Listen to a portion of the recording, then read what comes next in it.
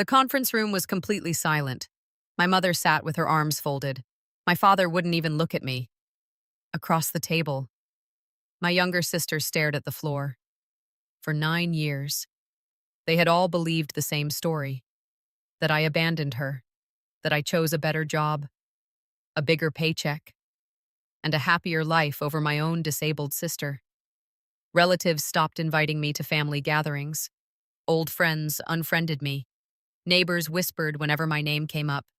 Even complete strangers judged me, without ever asking what had really happened. I spent years carrying a label I didn't deserve. The selfish sister, the daughter who walked away, the woman who cared more about herself than her own family. My parents repeated that story so many times. They eventually started believing it themselves. Then, the hospital administrator placed a small flash drive on the conference table. He looked around the room before quietly saying, "Before anyone speaks, I think everyone should watch this." My mother smiled confidently. She believed the video would prove everything she'd been saying for years. My father leaned back in his chair, certain the meeting was about to end in their favor. Then the screen lit up. The timestamp read, 9 years earlier. The security footage showed a hospital hallway. A young woman sat outside the intensive care unit. She hadn't left that chair for almost 18 hours. Her clothes were wrinkled. Her eyes were swollen from crying. She held a paper cup of cold coffee that she never drank. When the camera zoomed closer, everyone in the room recognized her. It was me. The room fell silent. Then another video played. And another. Day after day. Night after night. The footage showed the same thing. I was there, while the people accusing me of abandoning my sister were nowhere to be found. Before that meeting ended, 9 years of lies would collapse. My sister would learn who had really stayed beside her hospital bed. My parents would finally be forced to explain why they had spent nearly a decade telling the world a story that had never been true. And one forgotten hospital archive would change our family forever. After the hospital administrator played that first video, no one in the room said a word. Not my mother, not my father, not even my sister. The security camera didn't have sound. It didn't need it. Sometimes, the truth is loud enough without anyone speaking. But before I tell you why those hospital videos destroyed 9 years of lies, you need to understand how those lies began. Because my parents didn't destroy my reputation in a single day. They did it. One conversation at a time. One relative at a time. One lie at a time. My name is Hannah Brooks. I'm 32 years old. For as long as I can remember, people described me with one sentence. Hannah is the responsible one. I heard it at birthdays, school events, church gatherings, family dinners. If something needed to be done, everyone expected me to do it. At first, I didn't mind. Helping people made me happy, especially when that person was my little sister. My sister's name is Lily. She was 6 years old when doctors diagnosed her with a neurological condition that gradually affected her mobility. At first, she only walked a little slower than other children. Then came the leg braces. After that, the wheelchair. Life changed overnight. Not only for Lily, but for our entire family. Mom cried every evening for months. Dad buried himself in work. The house became unusually quiet. Everyone seemed afraid of saying the wrong thing. Except Lily. She was still smiling, still laughing, still asking me to read bedtime stories, still begging me to push her wheelchair faster through the park because she wanted to feel like she was flying. She was only a little girl. She didn't fully understand what the diagnosis meant. Maybe that was a blessing. I was 15, old enough to understand. Young enough to believe I could somehow fix everything. From that day forward, I became more than an older sister. I became another caregiver. Before school, I helped Lily get dressed. After school, I finished my homework while sitting beside her during physical therapy. Weekends, we practiced walking exercises together. When she became frustrated, I'd make games out of the therapy sessions. If you make it across the room, I'll let you choose tonight's movie. She almost always won, mostly because I cheated. Our bond grew stronger every year. People often assumed I sacrificed my teenage life. The truth was, I never felt like I was sacrificing anything. Lily wasn't a burden.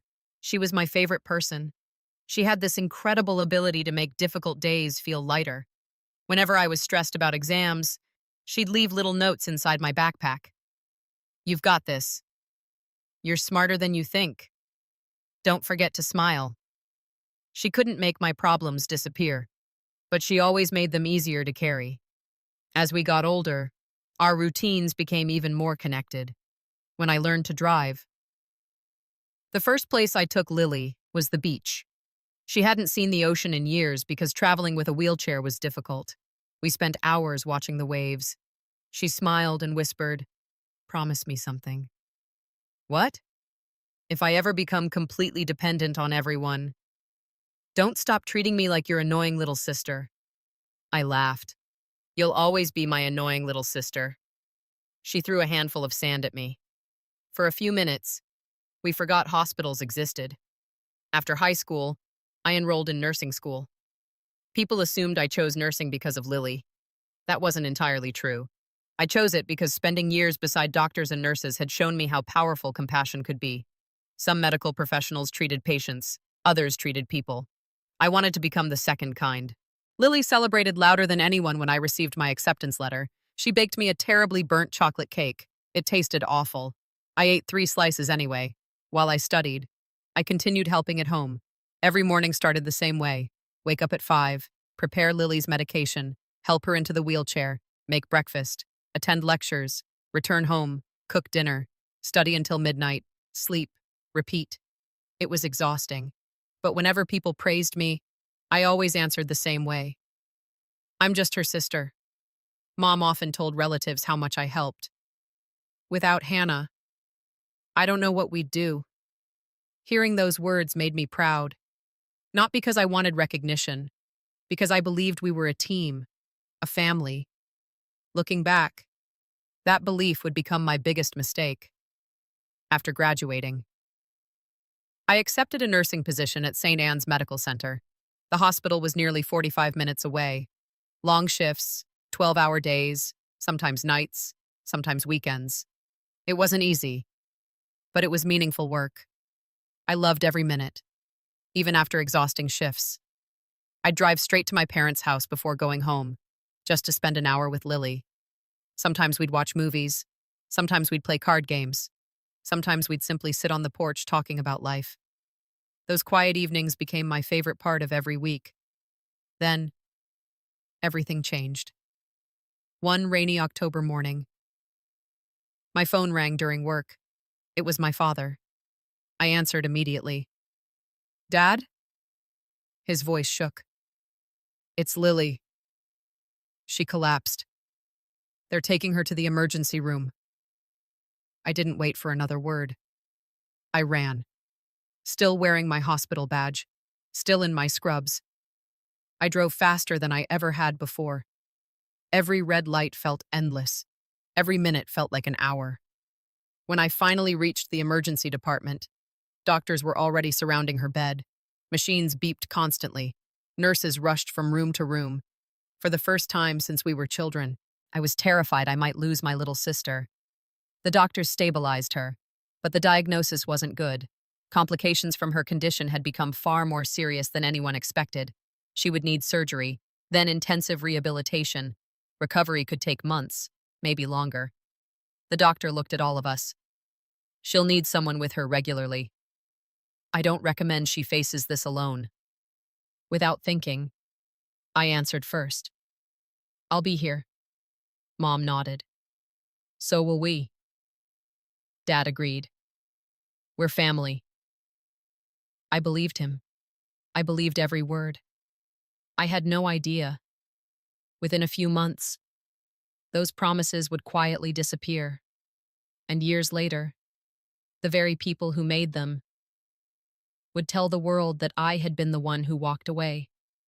The morning after Lily's surgery, I arrived at the hospital before sunrise. Visiting hours hadn't even begun. The overnight nurse smiled when she saw me. "You're here early again." I smiled back. "I couldn't sleep." She laughed softly. "I don't think your sister could have a more devoted visitor." At the time, I didn't think much about those words. Years later, they would mean more than she could have imagined. Lily was still asleep. Machines quietly monitored her heartbeat. An IV line rested beside her bed. The room smelled of disinfectant and fresh linen. I pulled a chair close to her bedside, carefully took her hand, and waited. When she finally opened her eyes, the first thing she whispered was, "Hannah?" "I'm here," I answered. "You always are." She smiled weakly, then fell asleep again. For the next several weeks, my life followed one exhausting routine: work, hospital, home, sleep, repeat. If I worked the day shift, I spent the evening beside Lily. If I worked nights, I visited her every morning before going home. Some days I remained in her room for 6 or 7 hours, sometimes longer. The nurses eventually stopped asking for my visitor's badge. They simply recognized me. One afternoon, a nurse named Rebecca handed me a cup of coffee. "You need this." I laughed. "I probably do." She looked at me carefully. "When was your last full day off?" I thought about it. "I honestly don't remember." She shook her head. "You can't take care of someone else if you completely forget yourself." I nodded politely, but I ignored the advice. Lily needed me. That was all that mattered. At first, Mom and Dad visited every day too. We sat together in Lily's room, talked with doctors, discussed treatment plans, shared meals from the hospital cafeteria. It felt like we were facing everything together, a family, just like Dad had promised. But slowly, something began changing. Dad started missing mornings. "Work is busy," he explained. "I'll come tomorrow." Sometimes he did, sometimes he didn't. Mom began leaving earlier than usual. "I have errands. I'll come back tonight." Often. She never returned. I tried not to judge them. Everyone handles stress differently. I told myself they were simply overwhelmed. Weeks turned into months, without anyone noticing. My chair beside Lily's bed became permanent. The nurses jokingly called it Hannah's office. One even placed a small cushion on it. "You practically live here." She smiled. She wasn't wrong. Meanwhile, my own life quietly disappeared. I missed birthdays, canceled vacations, turned down promotions because they required relocating. Friends stopped inviting me to weekend trips, not because they didn't care, because they already knew my answer. I'm staying with Lily, and I never regretted saying it. One rainy evening, I found Lily crying, not because she was in pain, because she felt guilty. "I'm ruining your life," she whispered. I immediately shook my head. "No, you are not." She wiped her tears. "You should be dating, traveling, having fun. Instead, you're sitting in a hospital room with me." I smiled. "You know what's funny?" She looked confused. "What?" "If our situations were reversed, you'd be sitting in this exact chair." She laughed quietly. "You know me too well." "I do. And that's why I know you'd never leave me either." She squeezed my hand. "I love you. I love you too." 3 months into Lily's recovery, something unexpected happened. My supervisor called me into her office. "Hannah, we need to talk." Immediately, I feared I was being fired. Instead, she slid a letter across the desk. "We're opening a new rehabilitation unit. They want you to supervise patient care." I stared at the offer. It was everything I had worked toward: better salary, regular hours, career growth. There was only one problem. The position was in another city, about 90 minutes away. "I can't," I whispered. My supervisor looked surprised. You haven't even thought about it. I already know. My sister needs me. She nodded respectfully.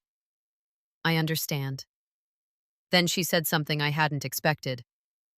You don't have to answer today. Think about your future too. For the next week, I couldn't stop thinking about the offer. Not because I wanted to leave Lily, because accepting it would allow me to save enough money to eventually buy a wheelchair-accessible home. A place where, if Lily ever needed me, she would always have a room. I never told anyone that dream, not even Lily. When I finally mentioned the offer at dinner, Dad surprised me. You should accept it. I blinked. What? You've put your life on hold long enough. Mom nodded. We'll take care of Lily. You've done more than enough. I looked at both of them. Are you sure? Dad smiled. Absolutely. We're her parents. We'll manage. For the first time in months, I felt hopeful. The following weekend, I sat beside Lily's bed. I have something to tell you. She smiled. You're getting married? I laughed. No. I've been offered a promotion. Her eyes lit up. Really? I nodded. It means moving.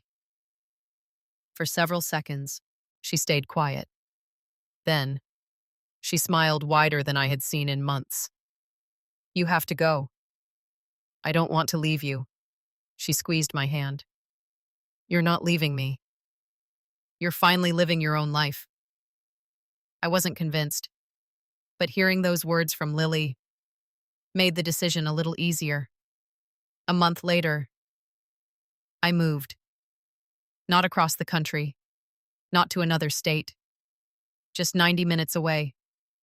Close enough to visit every weekend, close enough to answer emergencies, close enough to remain part of Lily's life. Before leaving, I looked directly at Mom and Dad. Promise me, if anything changes, you'll call immediately. Dad hugged me. I promise. Mom smiled. We've got this. I believed them. Again. For the first few weeks, everything seemed fine. I visited every Saturday, stayed until Sunday evening, called Lily every night, video chatted whenever she felt lonely. She always smiled. She always said she was doing well. Then, the phone calls slowly became shorter. Not because of Lily, because Mom usually answered first. She's sleeping. She's busy. She's tired. At first, I accepted those explanations. Then, one Saturday morning, I drove to surprise Lily without telling anyone. When I arrived at my parents' house, Dad opened the door. His expression changed the moment he saw me. Hannah? What are you doing here? I wanted to surprise Lily. He hesitated, then quietly said, She's not home. I frowned. Where is she? He looked away. Back at the hospital. My heart stopped. What happened? She was admitted 3 days ago. 3 days. I stared at him in disbelief. You promised. You'd call me. He didn't answer. Instead, he simply stepped aside. For the first time, I realized something was terribly wrong. And I had no idea that this single hospital admission would become the beginning of the biggest lie my parents had ever told. I didn't wait for another explanation. The moment Dad admitted Lily had been back in the hospital for 3 days, I turned around, ran to my car, and drove faster than I should have. My hands were shaking so badly, I could barely keep them on the steering wheel. One thought repeated itself over and over. Why didn't they call me? That promise had been simple. If anything happened, they would tell me. Instead, 3 entire days had passed, and I hadn't even known my sister was hospitalized. 25 minutes later, I rushed through the emergency entrance. The receptionist looked up. I'm here for Lily Brooks. She typed for a moment, then smiled. She's in room 514. I thanked her and hurried toward the elevators. As the doors opened on the 5th floor, I could hear familiar sounds: heart monitors, rolling carts, quiet conversations between nurses. Hospitals always sounded the same. Normally, those sounds made me feel calm. That day, they filled me with dread. I pushed open Lily's door. She was awake. The moment she saw me, her eyes filled with tears. "Hannah." Before I could answer, she started crying. Not softly, not politely. The kind of crying that comes after days of holding everything inside. I rushed to her bedside. "I'm here." She wrapped both arms around me. "I thought you weren't coming." I froze. "What?" She pulled back just enough to look at me. "Mom said you were too busy. She said your new job was more important." For several seconds, I couldn't speak. Finally, I whispered, "Lily, I didn't even know you were here." She stared at me, confused. "What do you mean?" "I found out 20 minutes ago." The room became completely silent. She slowly shook her head. "No. Mom said she called you." "I never got a call. Dad said you couldn't get time off." "I was never asked." She looked at me as though the ground beneath her had disappeared. "Then, they lied?" I didn't answer, because I didn't know. Not yet. But for the first time, the story my parents had been telling Lily didn't match reality. Just then, Mom walked into the room carrying a coffee cup. She stopped the moment she saw me. "Hannah." What a surprise. I looked directly at her. "Why didn't you tell me Lily was admitted?" She blinked. "I thought your father called." "He didn't. I've been here for 20 minutes. This is the first I've heard about any of it." She glanced toward Lily, then quickly smiled. It was all just a misunderstanding. But Lily spoke before I could. "You told me Hannah was too busy." Mom hesitated. "I said she was working." "No," Lily replied quietly. "You said she had other priorities now."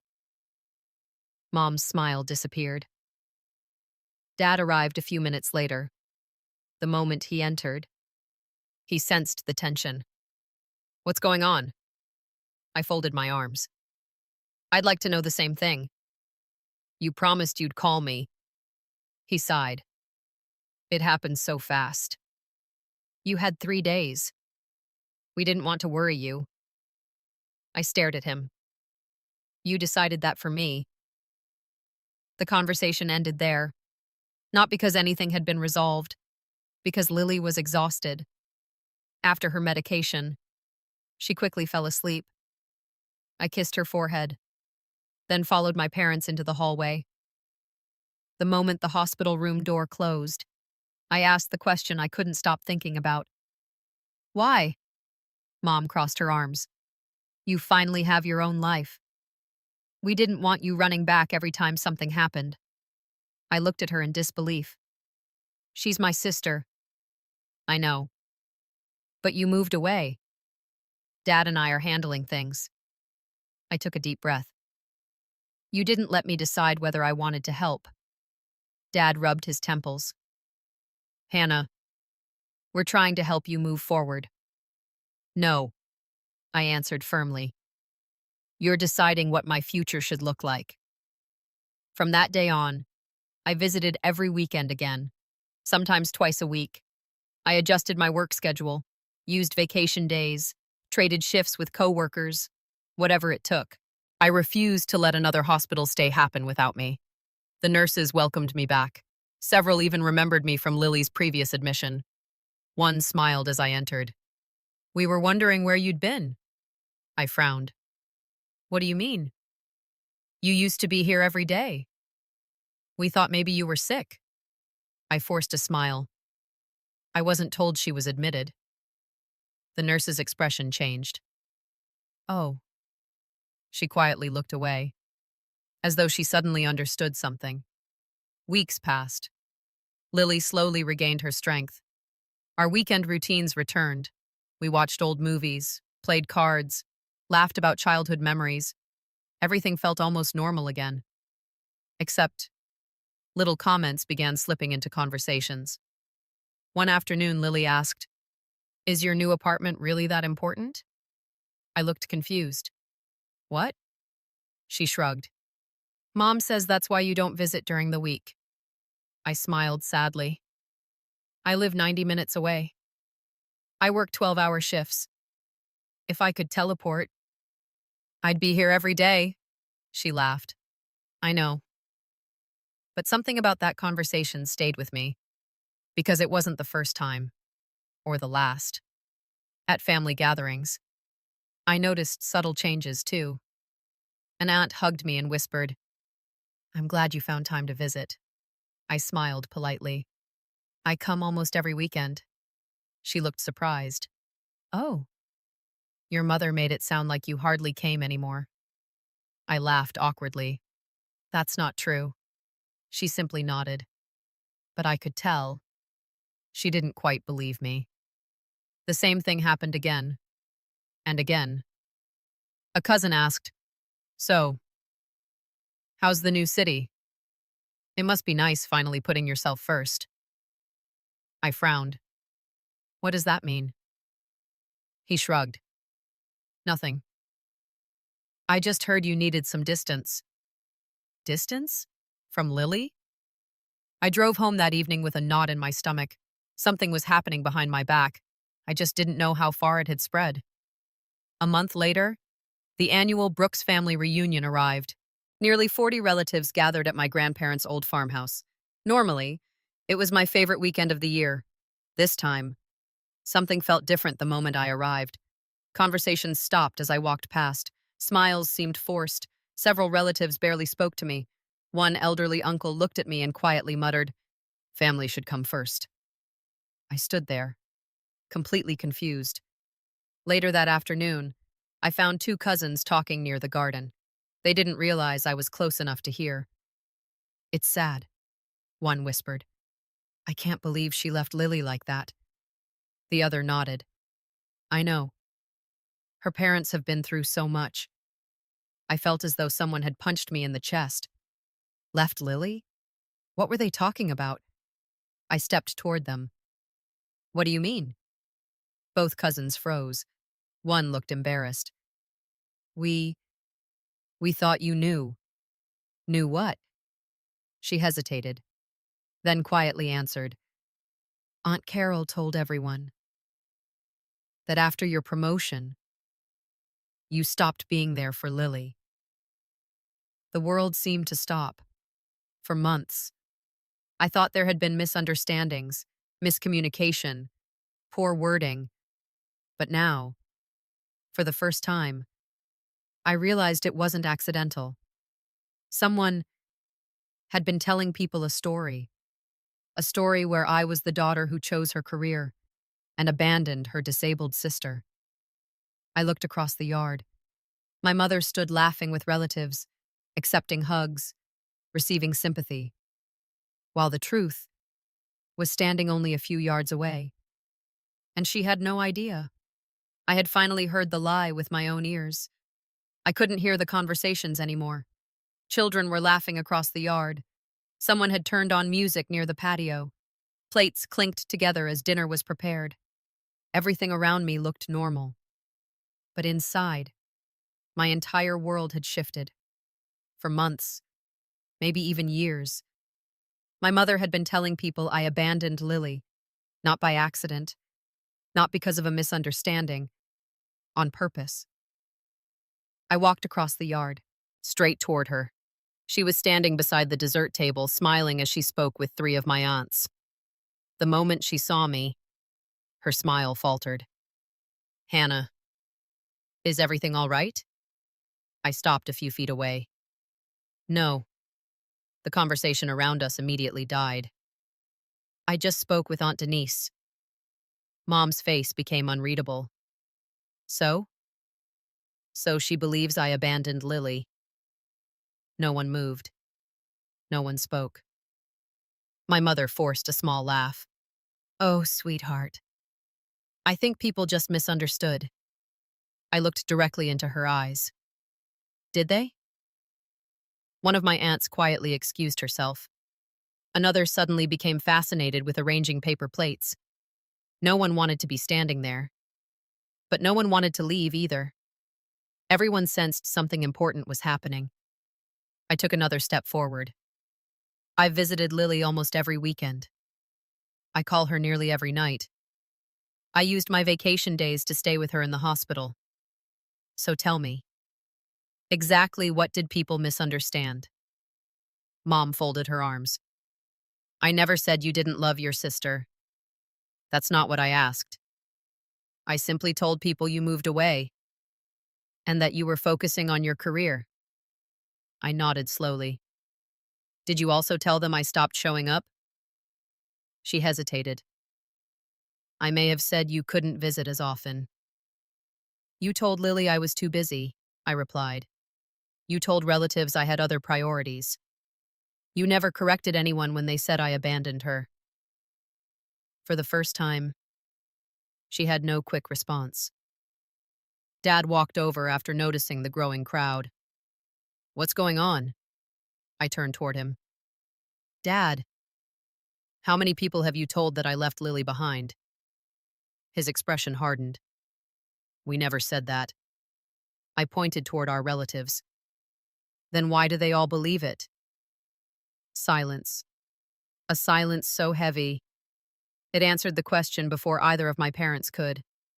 My cousin Sarah finally spoke. Aunt Carol, you told us Hannah barely visited. You said Lily cried because she missed her. Mom looked uncomfortable. I was speaking emotionally. Sarah frowned. But you made it sound like Hannah chose work over family. Another relative nodded. That's what we all believed. One by one, people quietly admitted the same thing. We thought you stopped calling. We thought you didn't want the responsibility anymore. We thought your parents were caring for Lily alone. Each sentence felt like another stone added to my chest. 9 years. 9 years of people quietly judging me. Because they had only heard one version of the story. Dad finally raised his voice. Enough. This is a family gathering. We're not discussing private matters here. I looked at him calmly. You made it public. The moment you told everyone. The yard fell silent again. No one defended him. I turned back toward my relatives. I'd like to ask all of you one question. If I truly abandoned Lily, why would I drive 90 minutes every weekend? Several people exchanged confused looks. I do, I continued. I've been doing it for years. Aunt Denise blinked. Every weekend? Almost every single one. Mom immediately interrupted. Not every weekend. I looked at her. No, not every weekend. Because sometimes I came twice. A few relatives actually gasped. My father looked down at the grass. For the first time, the story they had carefully built was beginning to crack. That evening, I left before dinner. Not because I was angry, because I couldn't bear another fake smile. Halfway home, my phone rang. It was Lily. I heard what happened. She sounded exhausted. I'm sorry. You don't have anything to apologize for. She hesitated. Hannah, can I ask you something? Of course. Did you really visit almost every weekend? My heart broke. Why would you ask me that?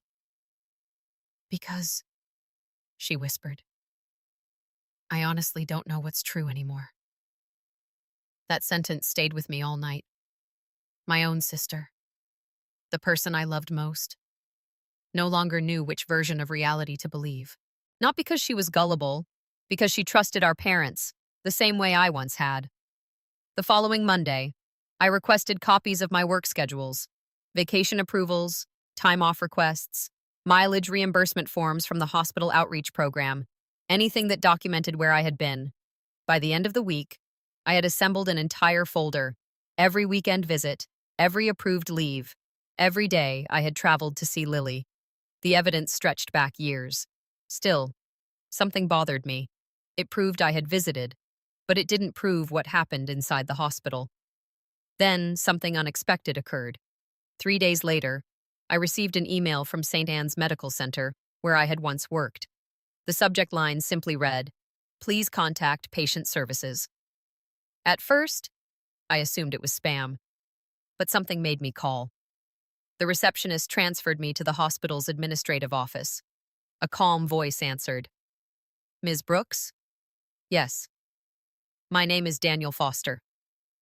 I'm the hospital administrator. I believe we have records that may be important to you." I frowned. "What kind of records?" "There has been a routine archive review. During that review, your name appeared repeatedly." He paused. "I think you should come in." The next morning, I drove to the hospital. Daniel Foster greeted me personally. He looked to be in his mid-50s, professional, soft-spoken, the kind of person who measured every word carefully. After we sat down, he placed a thick archive box on the table. "I understand there are disagreements within your family." I nodded cautiously. "Unfortunately." He opened the box. Inside were visitor logs, volunteer records, nursing shift notes, and security archive references. I looked at him, confused. "What is all this?" He smiled gently. "Our hospital keeps detailed records, especially for long-term patients." He slid the first visitor log toward me. The pages listed every person who had signed in to visit Lily. Day after day, month after month, year after year, my name appeared over and over and over again, sometimes twice in one day, sometimes after 12-hour nursing shifts, sometimes late at night, sometimes before sunrise. Daniel quietly said, "These are only the written records."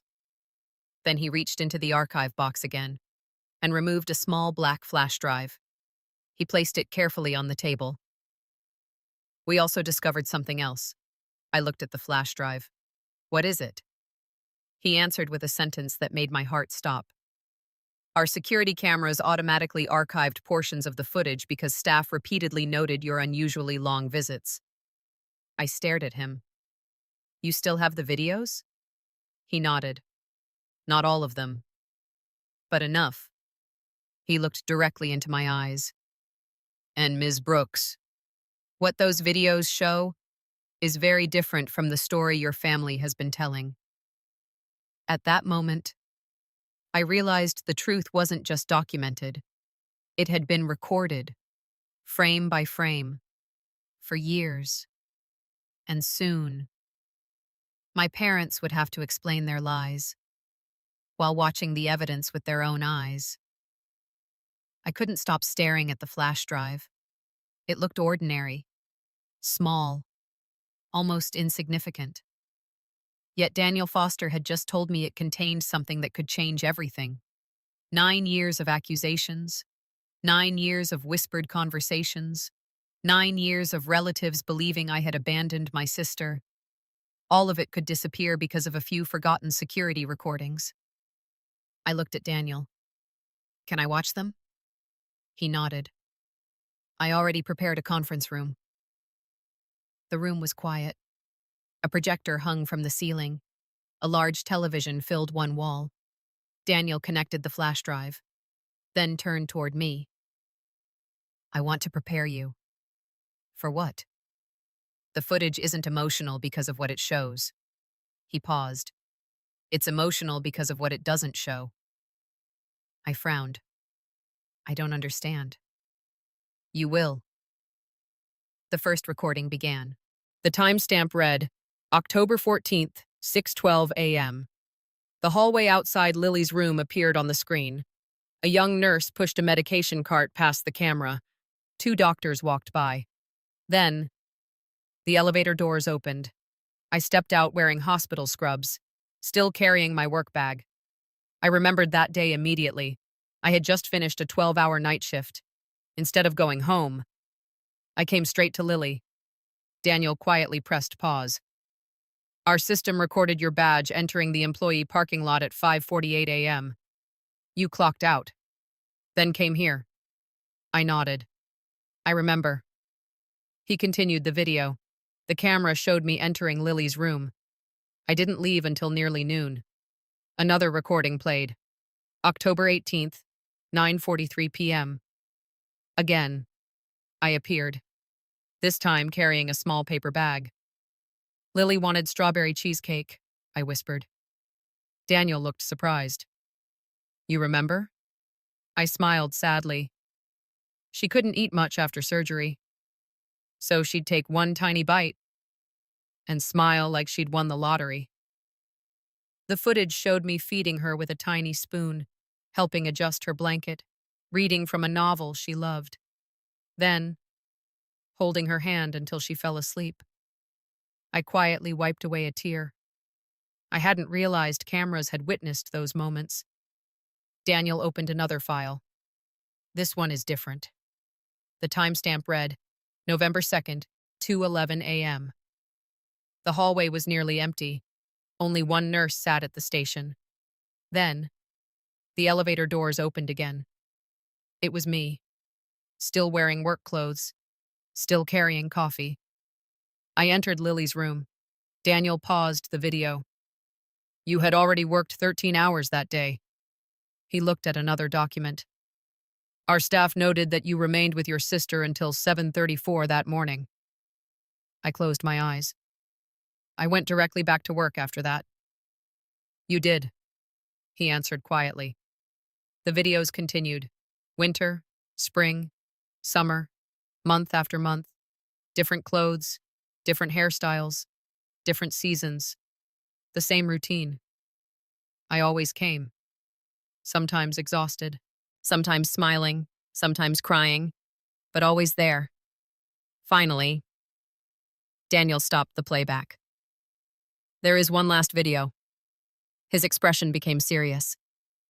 I believe this is the most important. The screen faded to black. Then another hallway appeared. The timestamp showed a date I would never forget. The day Lily unexpectedly stopped breathing during rehabilitation. The day doctors rushed her into intensive care. I remembered every second of it. I remembered sprinting through the hospital after receiving a call from one of the nurses. The footage showed exactly that. I burst through the elevator doors, still wearing my nursing uniform, still carrying my work identification. I nearly collided with a doctor as I ran toward the ICU. Daniel quietly pointed toward the timestamp. You arrived 11 minutes after the emergency call. Then he pressed play again.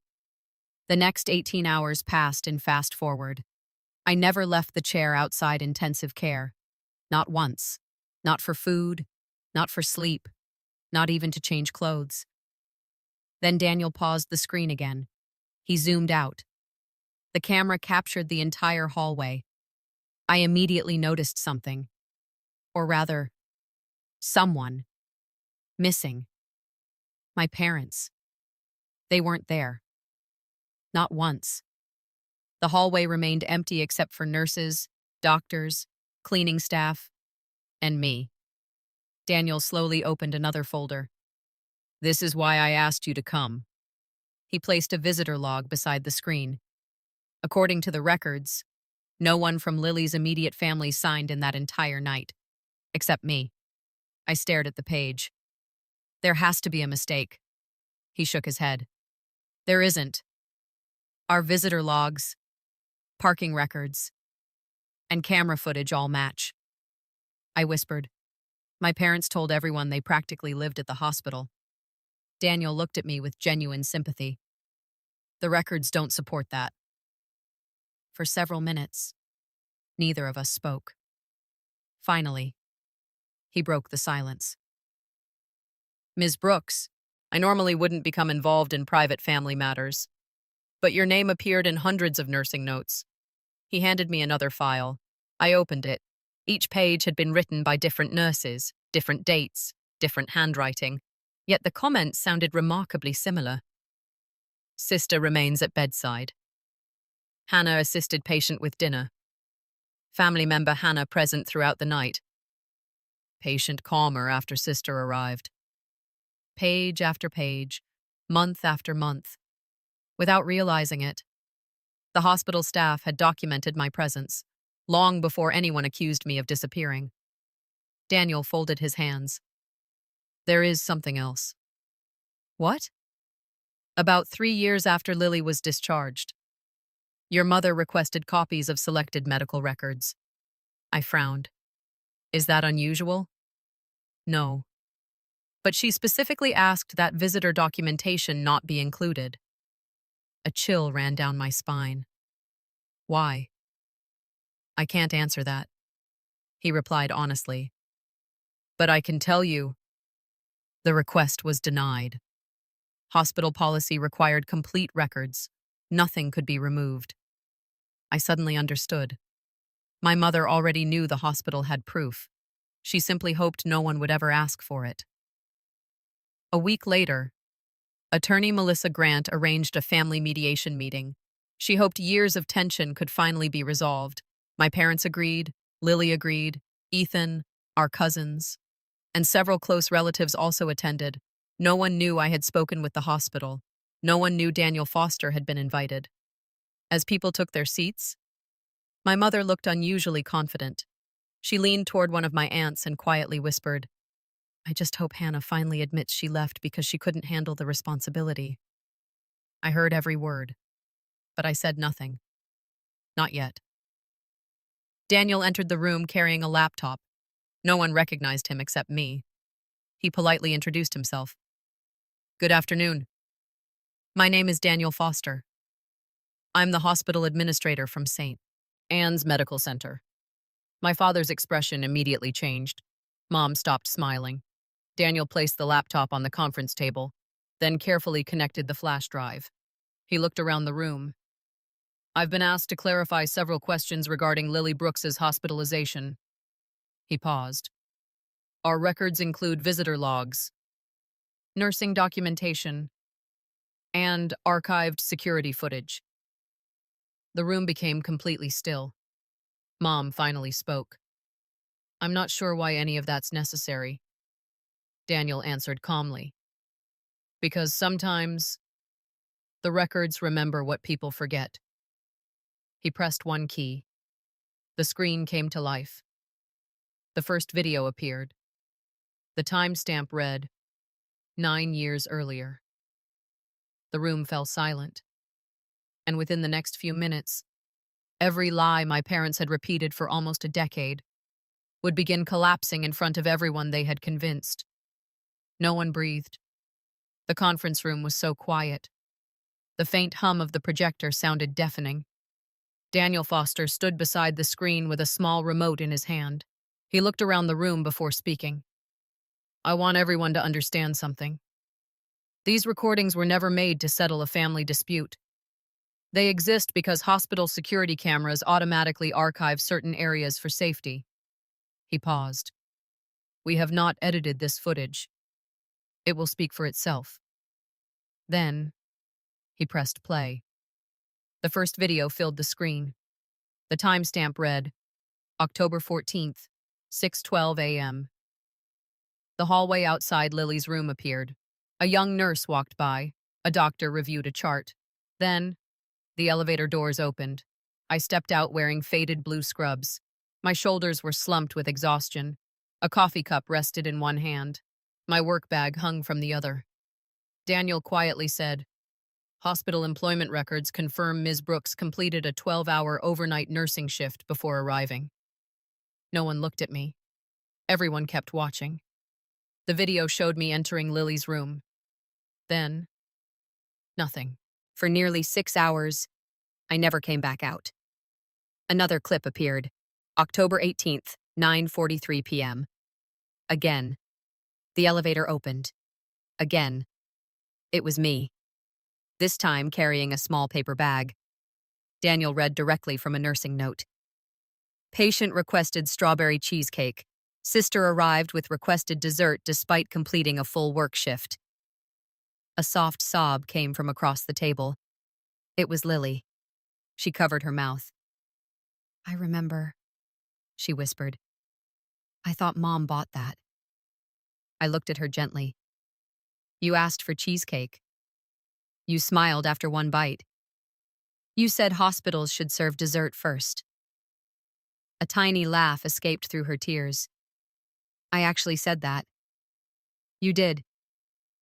The next recording began. Winter. Snow could be seen outside the hospital windows.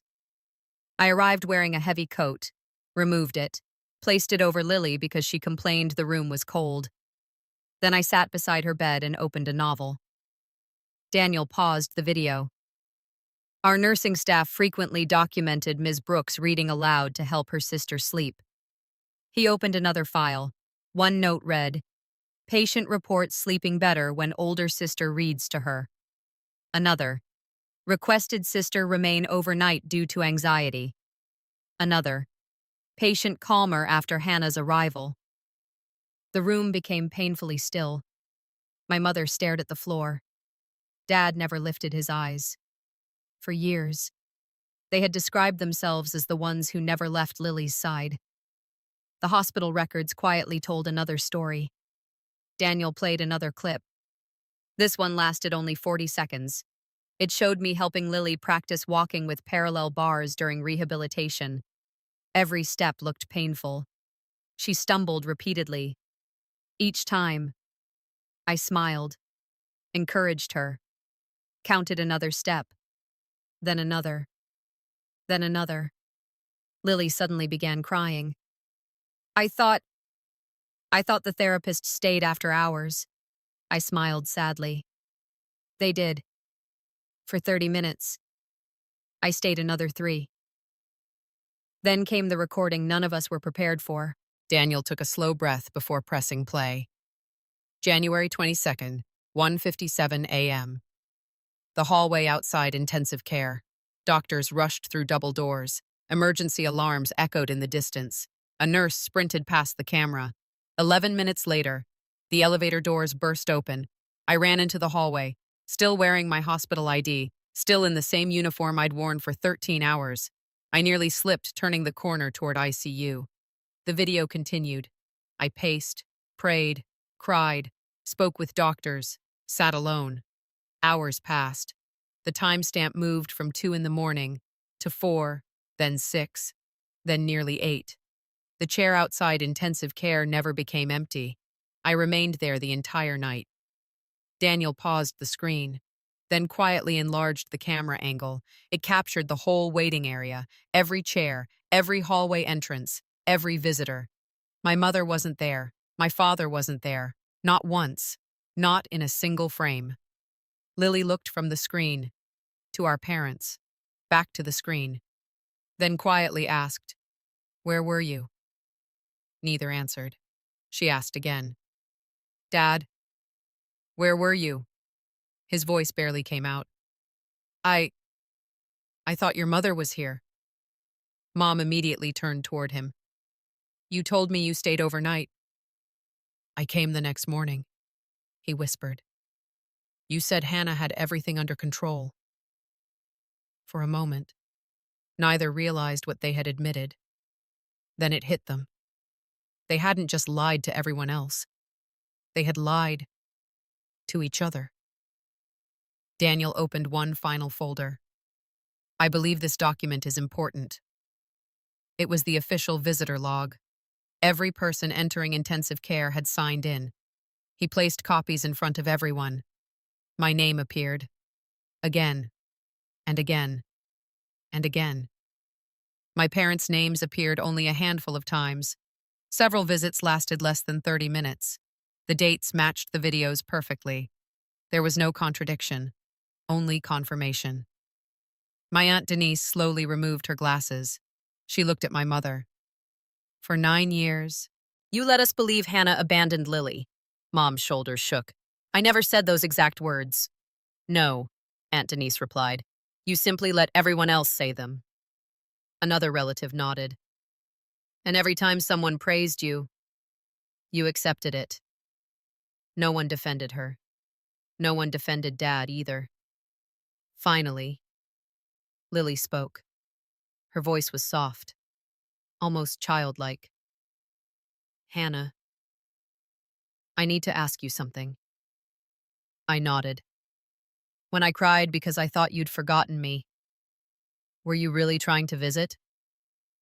My throat tightened. I called every day. I drove here every weekend. I asked about you constantly. I just wasn't always allowed to know what was happening. She covered her face. Oh my God. I believed them. I moved beside her chair, knelt in front of her. You believed your parents. So did I. She threw her arms around me.